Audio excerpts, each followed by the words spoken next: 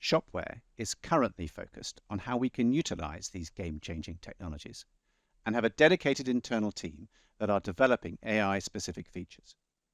Now, Shopware users can already combine a huge range of market-leading AI technologies, including personalization engines, customer service tools, and CRMs, as part of a composable infrastructure, but we have also made initial steps in delivering AI functionality directly into the staff user experience.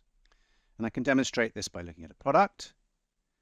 Now here we have a product with a particularly uninspiring description, and I open my AI-powered description assistant.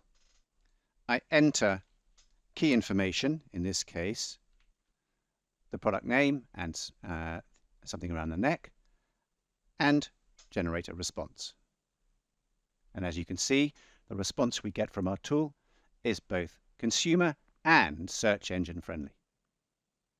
Now, adding the optimization of description using keywords may seem simple, but this hides a wealth of complexity that can be utilized going forward.